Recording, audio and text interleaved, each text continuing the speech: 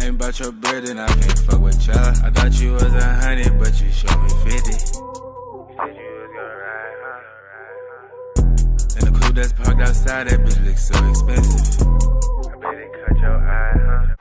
Alright, bro, this is a tragic story of Lil Snupe, you feel what I'm saying? Killed by his friend over a game? Lil Snupe got killed by his friend over a game. Bro got backdoored. But yeah, though, bro, we finna hop into this, bro. I don't know where Lil Snupe from. We just gonna learn about him, no cap. Snupe was one of the most promising young artists of the 2010s. He was a talented freestyler who secured a deal with Meek Mill's Dream Chasers Entertainment. But before he could reach his true potential, he was shot and killed over a game of 2K. This is the tragic true story of Lil Snupe. Snupe was born and raised in Jonesboro, Louisiana. His pops was locked up when he was around 4 years old, so Snupe was mostly raised by his mom, who had him when she was just 15. Growing up, Snupe was an active kid who could never sit still. He started rapping when he was 4, and it was clear early on that he had something special. Most toddlers are barely able to put a sentence together, but Lil Snupe was making up rhymes off the top of his head. According to his mom, Snupe freestyled so much as a kid that sometimes she made him write his bars down just so she could have some peace of mind. She told XXL magazine it was just natural for him. It was surprising to me because he would always be around rapping, but I just never paid attention to how good he really was. So sometimes I would just be like, can you be quiet? Go write it down. Because he'd just be freestyling all around and it would get on my nerves. Snupe was a smart kid, but he got in trouble all the time because he couldn't focus. Sometimes he would run away and hide out in abandoned apartment complexes to avoid going to school, and his mom would call the police. She reported him to the cops so many times, they eventually got tired of dealing with him.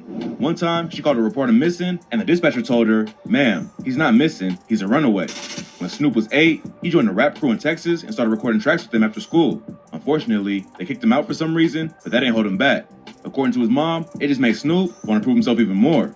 Even though he knew from an early age he wanted to be a rapper, it was hard for Snupe to not get distracted by his surroundings. His mom says he never got into any real trouble with the law, but Snupe made references to juvie in his music.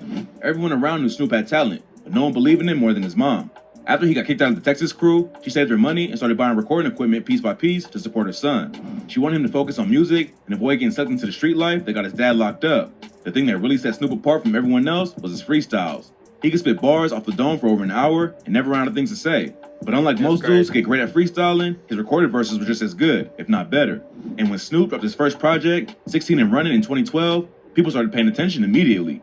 People in the area knew Snupe was good, but he wanted to be more than a hometown hero. He wanted to be a legend. So, when his favorite rapper, Meek Mill, announced a show at Grambling State University, Snupe ain't hesitate to shoot his shot. Snupe knew a girl working security at the show and convinced her to give him a pass. When Meek was about to leave after the concert, Snupe walked right up to his van, knocked on the window, and slid his mixtape over. He bounced without saying a word, but it didn't take long before he got the news that would change his life.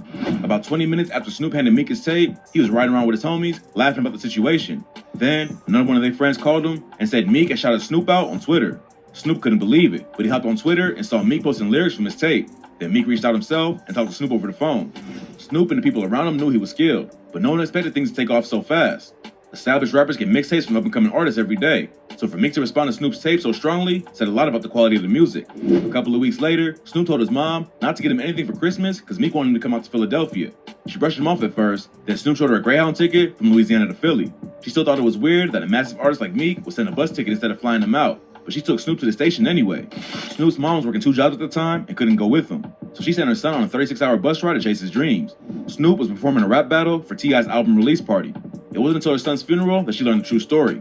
Meek Mill told her that he never actually asked Snupe to come out. He just showed up out of nowhere to link up. Snupe made up the whole story, so his mama let him go. All his homies told him dropping in on Meek without an invite was crazy, but Snupe bet on himself and took the chance anyway. It ended up paying off in a huge way, and Meek took him under his wing immediately.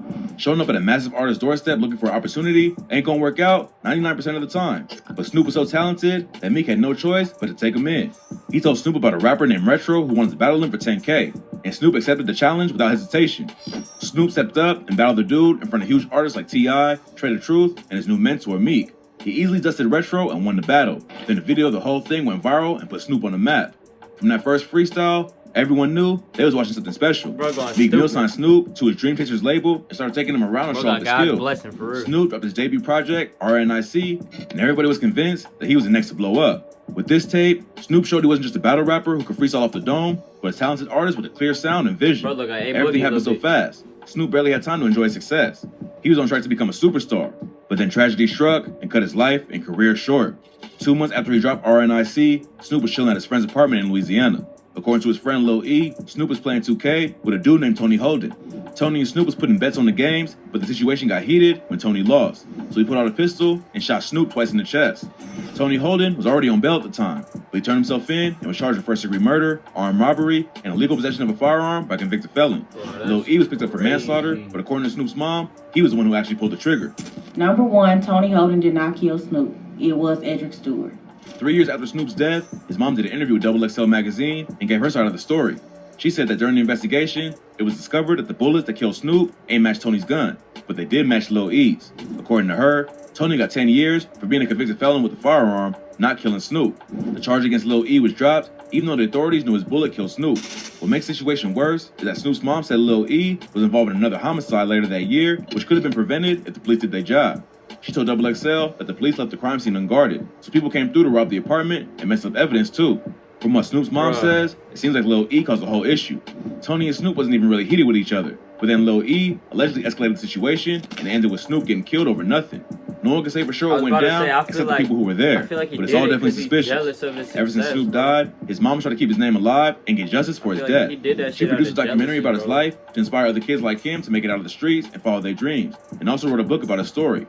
Meanwhile, his dad got released from prison and started using his name to clout chase. Snoop's dad tried to air out his mom, Meek Mill, and others for not putting a headstone on Snoop's grave. But Snoop's mom said the whole thing was just a publicity stunt because he wants to use his son's name to get attention for himself. Snoop Dad has caused, it's all a show. It's for a show. It's been rehearsed. Basically, he's having people to kind of coach him on what he thinks is going to work because he's determined to be famous. That's his main thing. Lil Snoop was only 18 when he died, and he had so much more talent that the world would never get to see. He was only in the industry for a couple of months before his death, but his impact was huge. Not only was he skilled, but everyone who met him only had positive things to say. His mom told XXL that artists like Trey the Truth, Yo Gotti, Boosie, and Meek Mill still show her love and check up on her. Snoop's legacy lives on in the music he left behind and the impression he made on people, but unfortunately, we only got to see the beginning. Rest in peace to Lil Snoop, one of the most promising artists of the 2010s who was taken away too soon. Hey, bro, R.I.P. Snoop, man. If y'all enjoy it, man, y'all enjoy it. Appreciate y'all for watching, man. No cap.